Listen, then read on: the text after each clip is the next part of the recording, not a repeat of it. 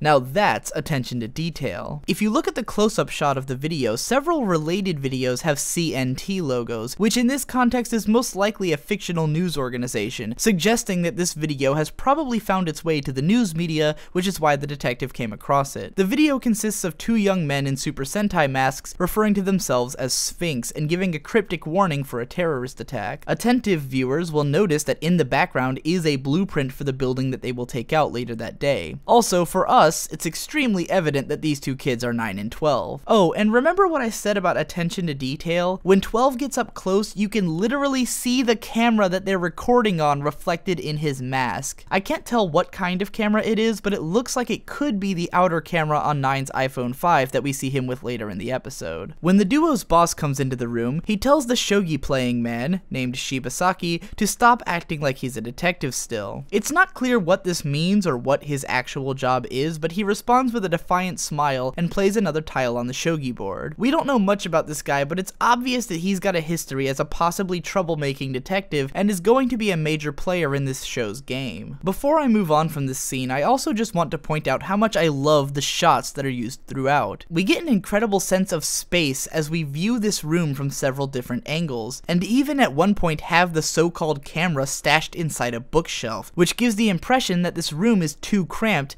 to get a good wide-angle shot. I'm a big fan of scenes that establish what a room looks like from every angle, so this was much appreciated. Returning to the school once more, we get another ludicrously detailed shot where you can even see students moving inside one of the windows. Inside the classroom, Arata is being swamped by women asking for his phone number. He's obviously listening to his headphones to ignore them, as is the traditional technique of antisocial teens, but his attempt is for naught. For the life of me though, I could not figure out why one of the girls asks if Arata has an IR transmitter. An IR transmitter is the device used in remote controls to send signals to other electronics. If you hook an IR transmitter into a smartphone, for instance, you can use applications to have it remotely control a TV or a camera or something. I don't know why the hell one of the girls would ask this unless he does have one and she somehow detected it, or it's just a mistranslation. In any case, Arata lies that he doesn't have a cell phone right before we hear a string of texts being received in his pocket. The girl on the left knows what's up. Of course, the texts are smiley-laden demands from 12 to meet on the roof for lunch, and oh wow, that is one legit iPhone 5. Again, I find myself wondering how they got the rights to use this stuff, considering they're pretty much saying that iPhones and YouTube are the tools of the trade made for terrorists. 9 and 12 share another quick banter on the roof, accusing one another of drawing attention to themselves. In this scene, we learn of 12's apparently extreme memory, as he's learned the names of students who aren't even in his class somehow. He also shows his perceptiveness by catching that Lisa is planning to eat her lunch in the outdoor bathroom to avoid the bullies that are always hounding her. It's probably safe to assume by now that 12 is some sort of genius. 9 tells him not to get involved, but 12 is obviously going to anyways. Inside the bathroom, Lisa looks at her Windows phone, which I'm actually not sure is a legit brand, because all the pictures I found of Windows phones online had the buttons in a different order. She's received a ton of texts from her mom, which the fansubbers didn't translate, but going by my limited Japanese knowledge, all of them seem to be asking if she's eaten yet and if the food tastes good. Her mother is obviously fretting over her and has probably heard something about her not eating. Lisa gets sick at either the sight of this or at the smell of the bathroom and tosses her food in the toilet. Most likely, she's suffering some kind of stress-induced eating disorder as a result of the bullying that she is subjected to. From here, we cut to an almost hellish segment as high-pitched, noisy guitars screech over black and white footage with orange spot coloring for fire. This seems to be some kind of memory, and a dramatic one, in which 9 and 12 were able to escape from somewhere that a friend couldn't make it out of. It turns out to be a dream 9 is having, which oddly justifies the black and white coloring and vignette borders, as many people do actually dream in black and white vignettes with only splashes of color. 9 wakes up covered in sweat in a sizable loft apartment. Given that this is Tokyo, an apartment of this size would be outrageously expensive, meaning that these two kids are operating on some kind of serious budget. When 12 wakes up, we get yet another example of where the show uses dialogue that informs the viewer, but also informs the characters. 12 asks if 9 had that dream again, which informs us that this is a recurring nightmare that 9 has, but he also suggests that the reason 9 is having this dream is because Lisa had the same eyes as the kids whom they'd left behind at the institution. Recently, when my brother and I talked about the first episode of Aldnoah.Zero, we pointed out how the characters were constantly explaining things to one another that they should have already known, as a way of informing the viewer. One character would ask another, "Do you hate that guy?" and the other would recount the entire history of racism towards that guy's people, which their conversant should have already known. This is totally immersion-breaking dialogue because there's no reason that these characters would need to explain these things to one another. If this was how Zankyou no Terror was written, then 12 would have said something like, "You've been having those nightmares ever since that day when we left the institution and all of those kids died," which is shit 9 already knows. However, since 12 is actually telling 9 that it's probably thanks to meeting Lisa that the memory is dragged up, he manages to inform the audience of 9's history without telling him shit that he already knows. 9 goes on to muse about how both themselves and the others were too weak and that's why they couldn't save them. Now, however, he believes they are different. With this, we get the sense that 9 is operating with a lot of resolve because he doesn't want to relive the weakness that he felt in the past. We're halfway through the episode now, and with the commercial break card, we get our next scene transition. The second half of this episode is really one long action scene, but whereas the opening scene was more focused on very fast, silent action that unfolds quickly, this one is a slow build-up of tension that ends in one big payoff. I think it's likely that as this show goes on, we'll see more scenes done in this style, probably over the course of entire episodes, leading to some truly epic moments. For now though, we've got a pretty simplistic setup that sets the tone for where this series plans to go. I'm not going to break this down shot for shot like I've been doing so far because frankly this video is getting way too fucking long, but we'll have a look at what this scene does to create feelings of realism and tension that make it thrilling to watch. After establishing that everyone's bags are checked on the way into this building, we see a number of 12's classmates led by his teacher walking in. It seems that his class is on a field trip to this building. 9 informs 12 that there are 3 minutes until the power goes out, followed by a 26-minute window before the backup generators come on. 12 plays with the little Kururin dolls that he mentioned earlier and responds to 9's concerns with confidence, as if to get them both fired up. Seemingly upon realizing that she can't get away from her classmates all over the building, Lisa retreats to the bathroom. Once again, there is a trail of texts from her mom asking her about food. Our players are in place, and with Lisa's declaration that she wishes everyone would disappear, we launch into the action. It begins with the crane knocking out a bunch of power lines, which we see knocking out the power all over the city. How this was orchestrated isn't clear, but it's possible that there are more personnel in this operation than just 9 and 12. When the lights go out in the detective's office, Shibasaki catches on that this is what the YouTube video earlier was referring to. The shots we get of people evacuating and general confusion are all to establish a feeling of tension. 9 and 12 leave a bunch of Kururin dolls at key locations while Lisa finds her way to a stairwell. Here she runs into 12, who mysteriously instructs her to hold hold on to a Kurudin doll until he tells her not to. After the generators kick in, 12 reveals to 9 that he found Lisa inside the building, just as 9 has called in for the Kurudin dolls to start exploding. I'm not sure what kind of chemical it is that melts down and sparks in such a way, but it's most likely related to the nuclear ball that the two collected in the opening scene. In any case, it was cool to see the way the scene was handled, with the stuffed animals not outright exploding at first, but instead causing things like fire extinguishers to explode. It's possible that they did it this way so that people would be alerted to the danger early on. Not only was the building being evacuated for the past 30 minutes because of the power outage, but the early explosions would signify the danger of being in the vicinity before the final explosions take out the building. 12 reveals to 9 that the reason he gave a Kurudin doll to Lisa was so that they could either decide to leave her for dead or to rescue her from the burning flames as they had failed to do in the past. He set this up in the hopes that 9 won't be plagued by nightmares anymore if they succeed. 9 informs Lisa that she can either die where she stands or become an accomplice to their actions, seemingly as a test of her will to live. Once her desire to live is confirmed, 12 springs into action. As explosions continue to rattle the building, the tension starts to shoot up, with shots of explosions, 12 hauling ass on his motorcycle, and shaky blur effects as Lisa runs down the stairs. I have to admit that while I understand what they were going for with this blur effect, it ends up looking kind of cheap. By 9's instructions, Lisa blows a hole in the building's overpass and then makes a leap of faith into 12's arms, I think. And that's when we get our incredibly well-animated depiction of the building falling apart, as the payoff to all the tension buildup. 9 takes a picture of their handiwork, tells Lisa there's no turning back, and the episode ends. In the end, what's so impressive about this episode is how, in spite of more than half of it consisting of action sequences, one of which has almost no dialogue, and the other of which is mostly a long buildup of tension with a fairly cool payoff, we still managed to learn so many things about the characters without ever outright being told anything. We learn enough just from the way the characters are animated and the way that they talk to one another that extended expository dialogue is unnecessary. I'd hate to see this show go back on its style by explaining things outright in later episodes, which I've seen some shows do, but for now I'm just basking in how well this episode was put together, especially in comparison to other action thrillers being released this season. And before anyone tells me that I've been reading into this show too deeply, or that it's not as special as I think, or that no one thinks about this stuff while watching anime, let me clarify that it's not like I was breaking the show down like this while watching it for the first time. After all, I haven't told you anything about the characters or setup that you didn't already know, right? I mean, it's possible that you missed some things on your first viewing, but if you've seen this episode already, then you probably came to the same conclusions that I did about the characters. The point of this analysis isn't to explain to you something you didn't notice, it's to explain what the people making this show did to cause you to notice those things. It's about how you already knew that 9 was a professional terrorist who really enjoys his work before you ever even saw his face, because the show communicated that so well in the opening scene. It's to explain to you why that building falling down felt so much more satisfying than just some random explosion, because the way it was executed was so unique and so well animated and came after such a long tension buildup. The building blocks of what makes a scene work may not be something you notice,